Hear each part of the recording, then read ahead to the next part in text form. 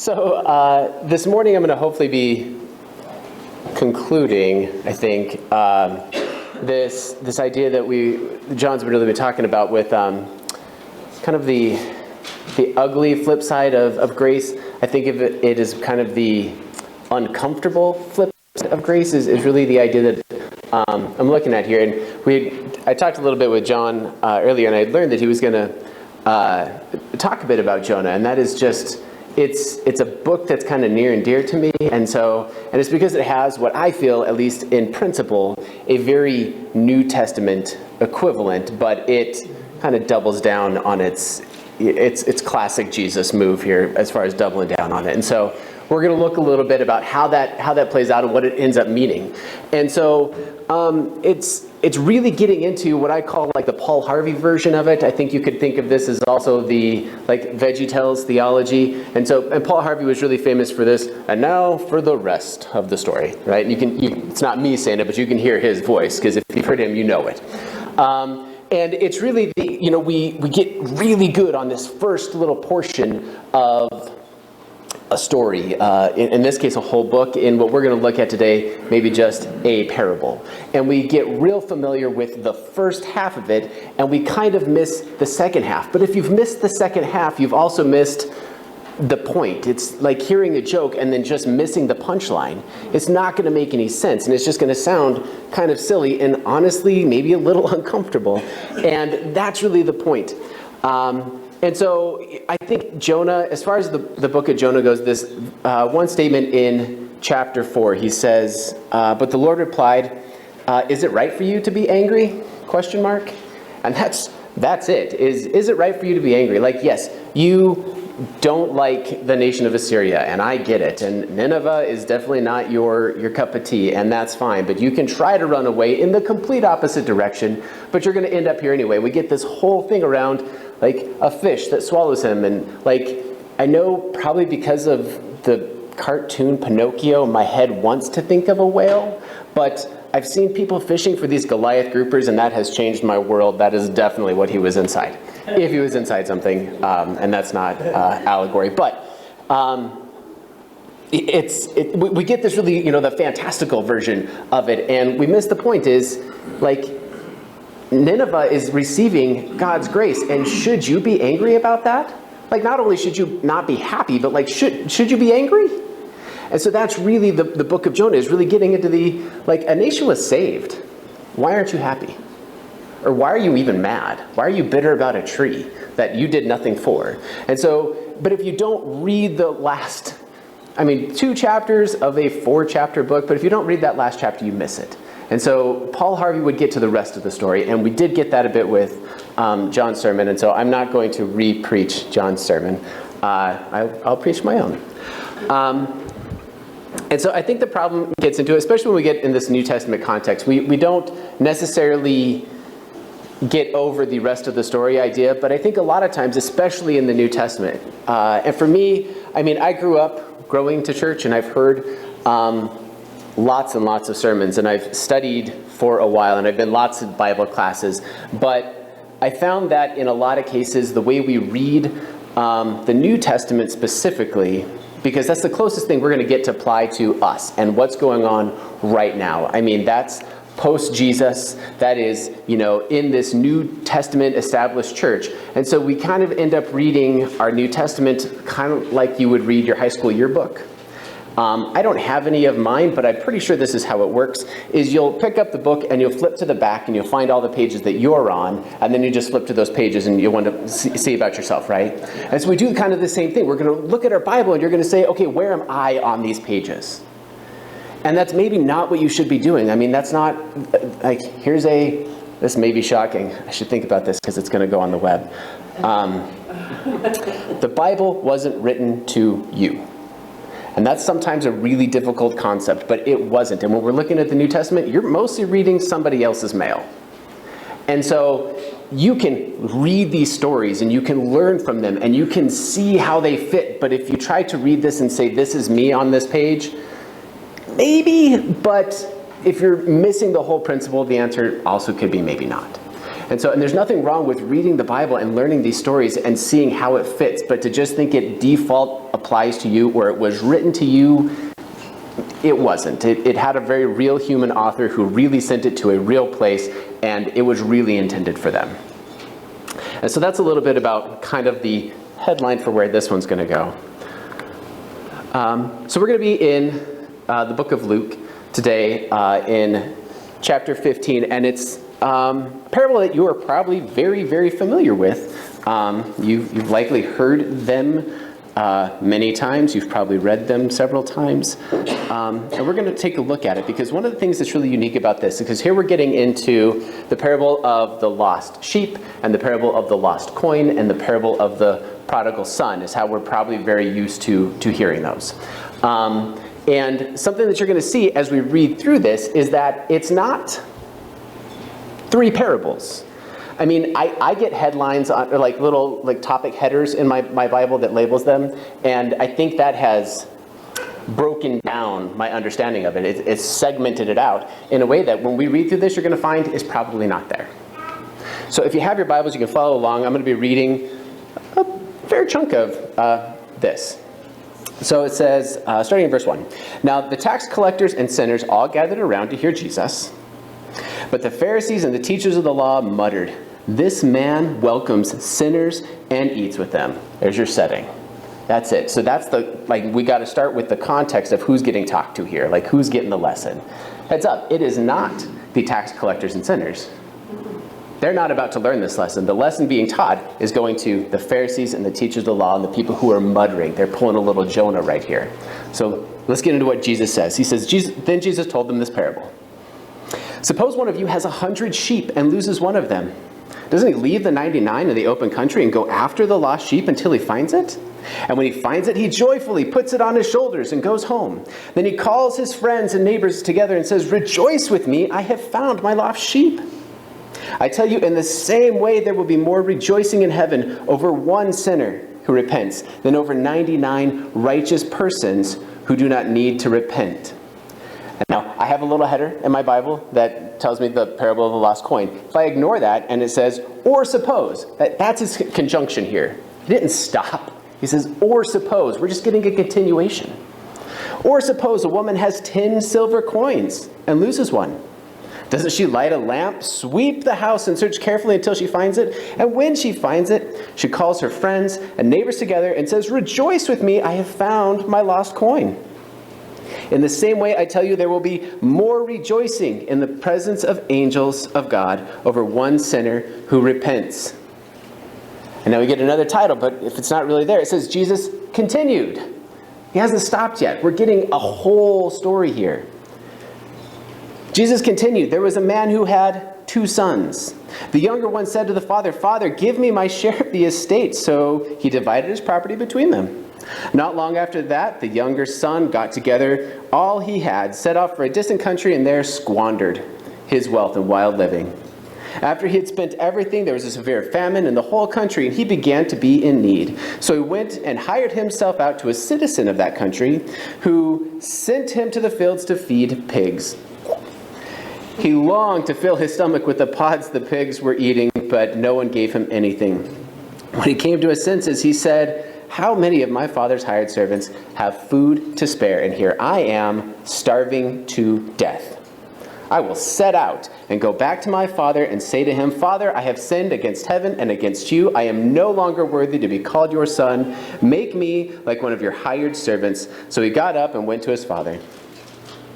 But when he was still a long way off, his father saw him and was filled with compassion for him. He ran to his son and threw his arms around him and kissed him.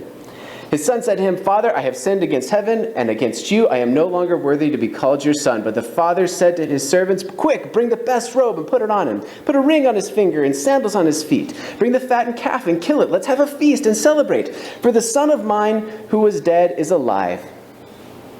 He was lost and is found.' So they began to celebrate." And now, if we're honest, most of the time when we hear any one of these parables, this is about where we cut it off. Like that's usually where it ends, because if we're reading this like it's our yearbook, well, I'm the lost one, obviously. Like I know that I've sinned. I know that I'm lost. I know I've made mistakes. And I know that when I repent, of course there's going to be celebration and there's going to be, rejoicing, and that's what it is. And so if I see myself in this story and I see myself as the hero in this story, well, here's where we're left. But there's a whole chunk of this that we're maybe missing a little bit. And now, the other thing that's really important in this parable, is that each of the items isn't unique. It doesn't have a separate underlying meaning. This isn't like the scattering of the seeds where it falls on all different types of ground and all the ground represents something new and the seed represents something new. It's not talking about wineskins. It's not talking about vine and branches and these things that have a separate meaning. This item isn't something special under it, because if it was, we would have had an explanation for what that is. In this case, these things that we're talking about are just things. They're just examples. So when we get to the rest of this parable, we're going to find that it's really that New Testament equivalent of Jonah. And it's not just that, but this is that classic Jesus fashion where he says, no, we're not going to leave this alone. Let's flip that focus a little bit. Let's kind of flip the script some, and I want you to really nail down. And this is such classic Jesus move here. Because if we think back to book of Matthew, Sermon on the Mount, I'm going to go there. Matthew chapter 5.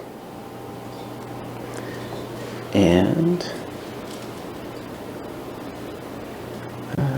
verse 38. Now, this is a really good example of him doing this, but it's not the only one by any means. So, Matthew chapter 5, verse 38 says, "You have heard that it was said, eye for an eye and tooth for a tooth. But I tell you, do not resist an evil person. If anyone slaps you on the right cheek, turn to him also the other cheek. And if anyone wants to sue you and take your shirt, hand over your coat as well. If anyone wants to force you to go 1 mile, go 2 with them. Give to the one who asks you, and do not turn away one who wants to borrow from you." So, eye for an eye and tooth for a tooth, right? And now this is a term that is used throughout the Old Testament. I mean, it's very exactly... very much from Exodus 21. But if we look at the context of Exodus 21 and what's getting said there, the context is really when somebody is doing the offending, here's the penalty that they're going to pay. In this case, it's, if you get in a fight and, somebody gets hurt accidentally. I think in this specific one, it's if you're in it says a fight. Thinking of a skerfluffle. I don't know why I want that word in there, but I like it. If you're in something and someone accidentally gets hurt, you accidentally hurt a pregnant woman, and she ends up delivering the baby and is fine, then the person who hurt her still has to pay whatever the husband demanded. And that whole chapter and just several of those books are going to give very detailed descriptions on if you do this and somebody else has caused harm, this is what you're going to repay. If you steal from somebody, you're going to repay this and a portion on top of that. And so every one of these Old Testament laws are telling us when you're the offender, here's how you're going to pay for that. So if you're going to do the crime, here's where you're going to be prepared to pay the fine, right?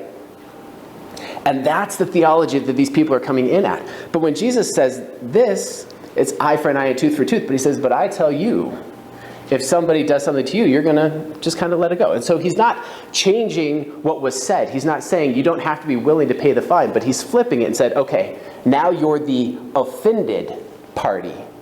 What's your perspective need to be?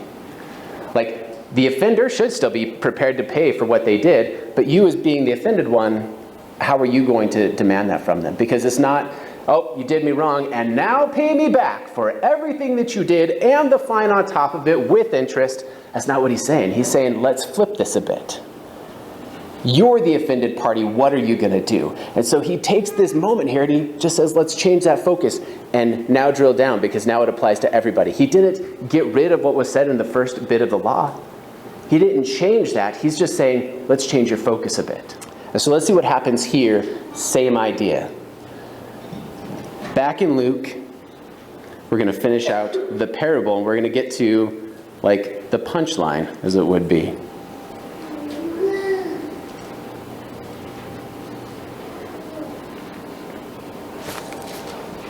Verse 25. Meanwhile, the older brother. Now, if I had to rename this parable, that's what I would call it. The parable of the older brother. So meanwhile, the older son was in the field. When he came near the house, he heard music and dancing. So he called one of the servants and asked him, "What's going on?" "Your brother has come home," he replied. "Your father has killed the fattened calf because he has him back safe and sound." The older brother became angry and refused to go in. So his father went out and pleaded with him, but he answered his father, "Look, all these years I have been slaving for you and never disobeyed your orders. Yet you never gave," this is it, "you never gave me even a young goat so that I could celebrate with my friends. But when this son of yours who has squandered your property with prostitutes comes home, you kill the fattened calf for him." "My son," the father said, "you are always with me, and everything that I have is yours. But we had to celebrate and be glad, because this brother of yours who was dead is alive again. He was lost and is found." Quite the shift. And this shift happens a ton. And so where these objects in these parables, in this parable, the sheep, the coins, it's not specific to what a sheep is and how the sheep is lost and how the shepherd had to drop everything that he had and forget his priorities and go to that. That's not the point. We're really down to the older brother. So when the sheep is gone, it's 1% of your property. When 1% of your possession is gone, he says, you lost 1% of what you had, and you got it back, and we celebrated. And I'm sure these Pharisees were like, oh yeah, of course, if you lose something that was yours, you get it back. You celebrate, I get it. He's like, let's up the ante. It's 10% now. You've lost 10% of what you had. Your coins, and you lose it. I mean, if you ever lost your key, and everybody was looking for your key, and you call everybody when you found it, and you celebrate and you're happy, like that one struck home with me. But it doesn't matter, it was 10%. When you lost 10% of what you had, when you got it back, you celebrated. But now we ramp it up one more step. It's 50%. You lost 50% of your possession, and the point is, they didn't celebrate. They're the older brother in this story. And it's the other shift that happens, and this is the part where it's just so classic Jesus. When we're thinking Jonah and the Ninevites, it's from the father's perspective. It's God's perspective to the Ninevites, and says, should you be angry? And he celebrates, the father does. He doesn't command it of Jonah. He just says, Jonah, why are you angry? But it's God to them. In the sheep, it's the shepherd. In the coin, it's the woman looking for it. In the case of the lost son, it's the father who's happy, but he says, no, that's not the point. The focus is the brother. It's not top to down. Now it's everybody together. And not only should you not be mad, why aren't you celebrating?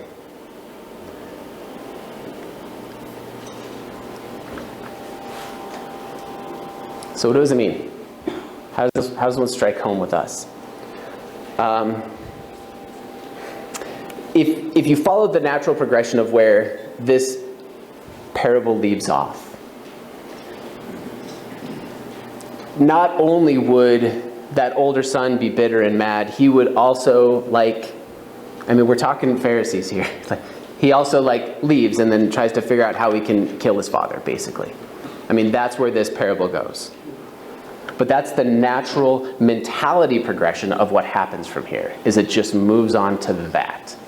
And so when we're looking at the perspective of grace and the perspective of kind of that ugly flip side of grace, it's not just that it's been extended to the people who you probably don't think it should be extended to.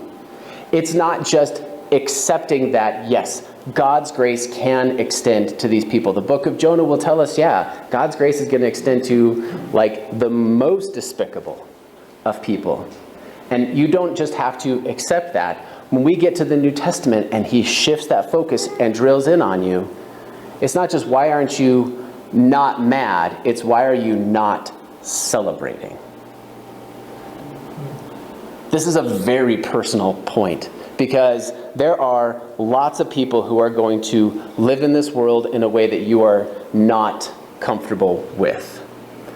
And when you see them make the choice to do what these taxpayer or these tax collectors and sinners are doing, they're listening to Jesus.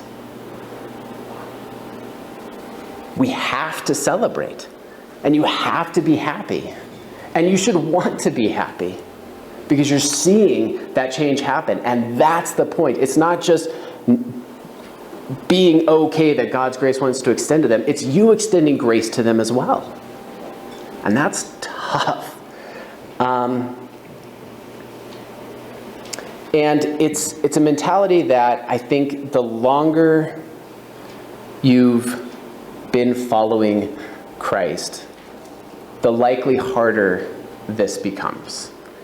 Because you've made changes, you've made choices in your life, you've made decisions on how you're going to live and the type of person you're going to be, because you're framing your existence now on Christ and not on the world. And when you see people who do not share that mentality and could even go to the vast opposite end of that mentality, it can be harder and harder to want them to be a part of what we have going on. And that's tough, but you have to. Because if you don't, then you become the older brother in this story. And that older brother position is very, very hard. Something kind of unique that happened recently. So in our work, I work in IT. And we had a big meeting with our whole division where we were talking about adjusting hours a little bit, because if you're in IT, like, computer always turns on, sort of a deal. And so, like, do you really need to work 8 to 5 Monday through Friday? Well, no, probably not. And so it's a big division. So there's 200 people, kind of contributing to this chat conversation of, I want to do 4 10s, or I want to work in the middle of the night, or do 9 9s. And we have one physician who is also on our team, and he says, let's work 24/7. And I'm like, what? Oh, and the other doctor that we work with, she's like, yeah, that's just a crazy doctor mentality. Like, that's just how they think. That's what they do. But as I was thinking about it later, it's not that, like, how do you get to that mentality? Like, how do you let yourself do that? Like, I like my free time. I'm on call right now, which is a little paranoia for me. But like, how do you think that, yeah, I totally want to work 24/7? And it's a mentality, it's a thought process that I can't comprehend. Because, like, I like having my time off to where I can hang out with my kids and just be with them and enjoy them. And, like, how many moments will you forget? How much will you miss if you have that mentality? And I just can't get it. But, like, that's the point, is somebody's going to be thinking in a way that you may just not understand. And if they're living their life in a capacity that is so different than what Christ defines for our life, the longer you're in this, the farther and farther apart that can become. And it's tough. And that's really where these Pharisees are at this point, is they have lived their whole life being the chosen ones. That's probably not right. The called out, we'll say. They've been God's people. And they have sacrificed, and they have circumcised, and they have done all these things to define their lives in this way. And when they see that get presented to somebody who is very much not only not living that way, but probably in a pretty despicable way, it's hard for them to make that leap of not just allowing God's grace to extend to them, but extending it themselves. But that's what's getting called here to do. And so the idea that any one of us could have a list, I know John's awesome thing of, like, who goes on your list, right? Like, who do you not want to see up there? If you've got a list, be careful with your list. Because who's on it, God has just said he is a loving and forgiving God. He defines himself as such. But he's also called us to be a loving and forgiving people, even in our most uncomfortable moments.